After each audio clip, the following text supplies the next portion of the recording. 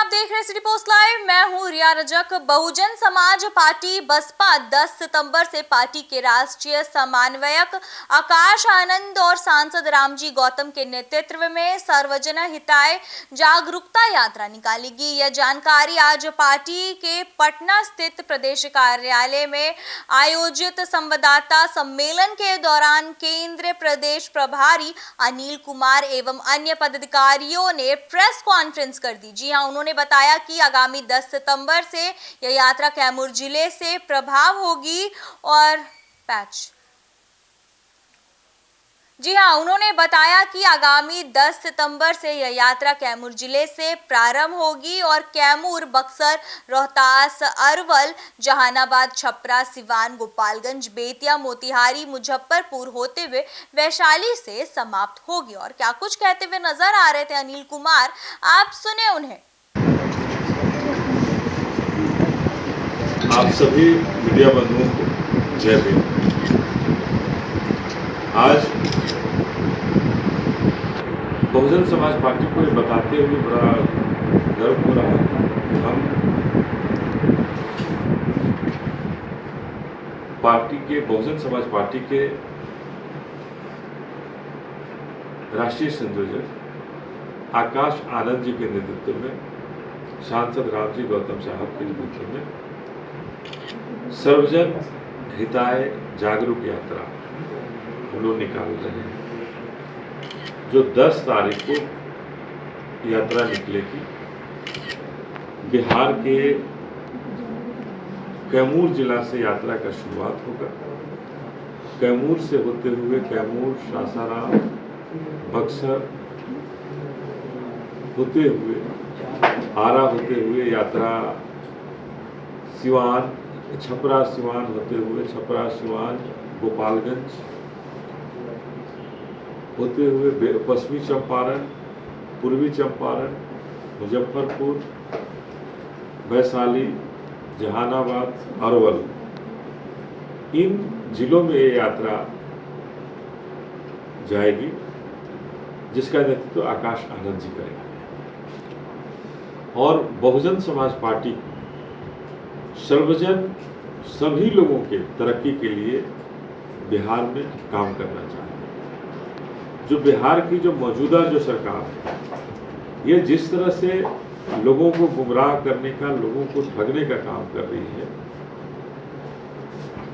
उसको बहुजन समाज पार्टी स्पष्ट रूप से जनता के बीच में जाकर बताना चाहती है, जनता को समझाना चाहती है कि जो डबल इंजन की जो सरकार है, नीतीश कुमार जी की जो सरकार है, नरेंद्र मोदी जी की जो सरकार बिहार के अंदर चल रही है, ये कभी भी किसी का भला नहीं चाहती। ये हर किसी को केवल ठगने का काम कर रही है।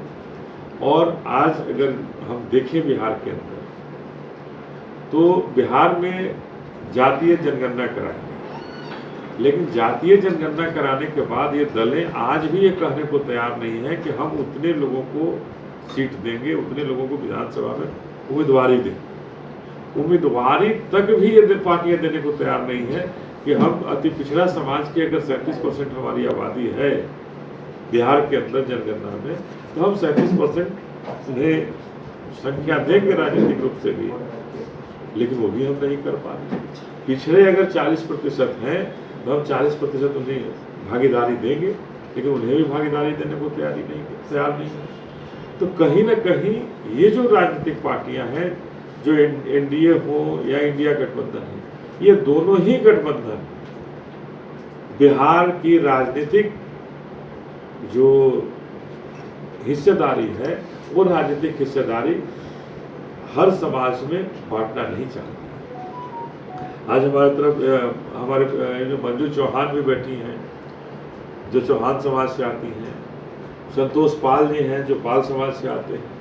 ये लोग हैं जो स्पष्ट रूप से कहना चाहते हैं कि पाल समाज का एक भी व्यक्ति प्रतिनिधित्व बिहार के अंदर नहीं कर, और वही हाल चौहान समाज में भी होता है। तो ये राजनीतिक रूप से जब हिस्सेदारी नहीं मिलेगी, तो हम अपने क्षेत्र में अपने समाज के जो लोग जो पिछड़े हैं, जो समाज की जो मांगे हैं जो नहीं पूरा हो पा रही है, उनको कैसे बिहार में पूरा किया जाए। इसलिए बहुजन समाज पार्टी स्पष्ट रूप से बिहार के अंदर कहना चाहती है कि हम जिसकी जितनी संख्या है बिहार में जनसंख्या के आधार पर हम उसको उतनी हिस्सेदारी विधानसभा के अंदर भी लड़ाएंगे, टिकट उतनी ही हम देने का काम करेंगे। कितने टिकट लड़ रहे हैं और हर जो समाज का जो जितनी जनसंख्या है हम उसको उतनी हिस्सेदारी दे करके उन्हें बिहार के विधानसभा में भेज करके उनके समाज को मजबूत करना चाहिए। चुनाव में आप इंडिया के साथ जाएंगे या फिर एनडीए के साथ? देखिए, हम इन गठबंधनों को, ये सापनाथ और नागनाथ जो दोनों गठबंधन है, इन दोनों ही गठबंधन से अलग होकर पूरे 243 सीट पर बहुजन समाज पार्टी लड़ेगी।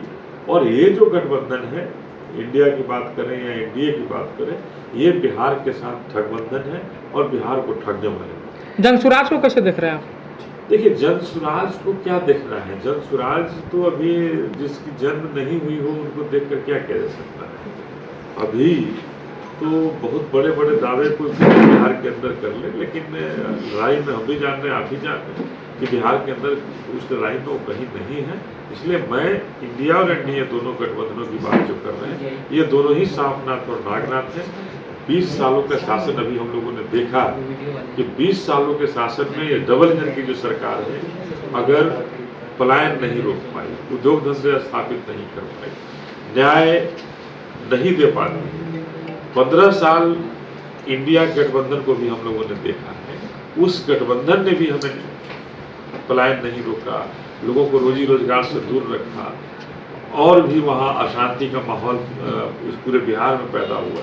तो ये जंगल राज और महाजंगल राज वाले दोनों ही गठबंधनों को बिहार ने देखा है, हम बिहारियों ने देखा है, और इस बार निश्चित रूप से इन दोनों ही गठबंधन को बिहार के लोग सबक सिखाएंगे और बहुजन समाज पार्टी को आगे बढ़ाने का। अनिल जी, क्या ये जो महज यात्रा जो आप कर रहे हैं, ये राजनीतिक शक्ति प्रदर्शन है या फिर जनताओं की समस्या पर आधारित प्रदर्शन? देखिए, ये शक्ति प्रदर्शन नहीं है, ये बिहार की जनता के सुख और दुखों को जानने का एक जरिया है, जो इनके बीच जाकर के जानने का काम करेंगे और बिहार की तरक्की के लिए उस तरह से काम करेंगे। जिस तरह से उत्तर प्रदेश में आज जो है डबल इंजन की सरकार जो कह रही है कि हम महिलाओं को 10,000 रुपया देने की बात कर रहे हैं, वृद्धा पेंशन बढ़ाने की बात कर रहे हैं, तो ये आज जब जाते हुए इनको घोषणा करनी पड़ रही है, तो कहीं ना कहीं मजबूरी है जो इन्हें घोषणा करनी पड़ रही है। बहुजन समाज पार्टी स्पष्ट रूप से कहना चाहती है कि जब 20 सालों के शासन में नीतीश जी का 3 डिसमिल जमीन जुमला हो गया, बच्चों को, हमारे बिहार की बच्चियों को नौकरी देने की बात जुमला हो गई, तो ये सब जुमलों से अगर निजात देना है, निजात चाहना है, तो निश्चित रूप से बिहार में बहुजन समाज पार्टी की सरकार बनानी होगी और बिहार की तरक्की, बिहार का पलायन तभी रुकेगा, बिहार की तरक्की तभी होगी जब बहुजन समाज पार्टी की बिहार में सरकार बनेगी। बीएसपी बार बार जातीय जनगणना और हिस्सेदारी की बात करती है, लेकिन व्यवहारिक रूप से इसे लागू करने की रणनीति क्या है बीएसपी की? सर देखिए, हम तो स्पष्ट रूप से कहना चाह रहे हैं, पहली राजनीतिक पार्टी है, राष्ट्रीय पार्टी है, जो आगे कह रही है कि हम जिसकी जितनी संख्या होगी उसकी उतनी हिस्सेदारी हम राजनीतिक रूप से देने को तैयार हैं। और विधानसभा का जो 243 सीट हमारे पास है, 243 सीट में हम सबकी भागीदारी तय करेंगे और जातीय रूप से हम सबको उसका हक देने के। एक अंतिम सवाल है, राहुल गांधी 65 लाख वोटों का जो नाम कर रहे हैं, उसके खिलाफ वोट अधिकार यात्रा की, क्या लगता है सच में चुनाव आयोग गलत कर रही है जनता के साथ? देखिए, ऐसा तो लग ही रहा है कि चुनाव आयोग किसी राजनीतिक पार्टी का एजेंट बन गई, राजनीतिक पार्टी के साथ हो गई है, आज तक जवाब नहीं दे पा रही है और जरूरत के हिसाब से कहीं नाम काटने का काम कर रही है, कहीं नाम जोड़ने का काम कर रही है। तो ये तो बता रही है कि हम किसी पार्टी के लिए काम कर रहे हैं, हम बिहार में या पूरे भारत में चुनाव को जनता के लिए और बाबा साहब के संविधान के तहत नहीं करा पाएंगे। और आज जो देश में जो परिस्थितियां जो पैदा हो रही हैं, ये निश्चित रूप से बड़ा चिंता की बात है कि जो संवैधानिक पद पर जो बैठे व्यक्ति हैं वो किसी पार्टी के लिए काम करें, पार्टी का एजेंट बन जाए, तो जनता का क्या होगा? जनता आज बिहार में अपना हक और हकूक मांग रही है, हक और अधिकार मांग रही है। चाहे हमारे साथ में चौहान समाज से मंजू चौहान हो, संतोष पाल हो पाल समाज से, और ये बहुत सारे लोग हैं, ये अपना हक और अधिकार मांग रहे हैं जो जनता नहीं दे पा रहे। जनता को नहीं मिल पा रहा है, ये राजनीतिक पार्टियां तो अपने उल्लू सीधा करने के लिए अपने ताकत का इस्तेमाल करते हुए ये जो संवैधानिक पद पर जो बैठे व्यक्ति हैं इनको अपने लिए काम करा रही है। निश्चित ही देश के लिए दुर्भाग्य। अनिल जी, एक और अंतिम सवाल रहेगा कि गरीब दलित और पिछड़े वर्ग के बीएसपी बिहार में कौन सी ठोस योजनाएं लाने वाली, मतलब आने वाले दिनों में? देखिए, हमारी सबसे यह है कि हम पलायन रोकना चाहते हैं और गरीबों के लिए उत्थान का जो काम है, सबसे ज़्यादा शिक्षा की जरूरत है और बिहार के अंदर शिक्षा को खत्म किया जाएगा। बिहार के अंदर अगर प्राइवेट स्कूल अगर नहीं रहे तो निश्चित रूप से शिक्षा समाप्त हो गया है, मृत प्राय हो गया है।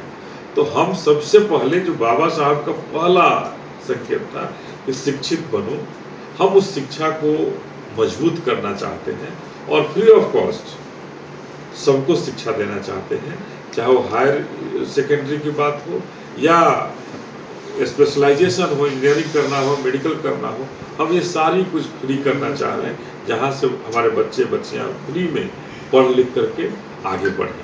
और जिस तरह से नीतीश कुमार ने 3 डिसमिल जमीन का देने की बात की, 3 डिसमिल जमीन आज भी लोगों को नहीं मिलता, बड़ा दुख होता है। और जब बहुजन समाज पार्टी की जब उत्तर प्रदेश में सरकार थी तो कम से कम 14 लाख परिवारों, 14 लाख लोगों को उत्तर प्रदेश में 2 एकड़ से लेकर 5-5 एकड़ तक सरकारी जमीनों का बंदोबस्ती 14 लाख परिवारों को किया गया, जहां से लोग अपना जीवन यापन कर सके। तो हम वैसी योजना ला करके जो बिहार के अंदर जो सरकारी जमीनें हैं उन जमीनों को शोषित दलित वंचितों को, पिछड़ों को, अति पिछड़ों को बीच में देना चाहते हैं, जहां से लोगों पर पारिवारिक मजबूती हो और लोग आगे बढ़ें। धन्यवाद। आपने कहा कि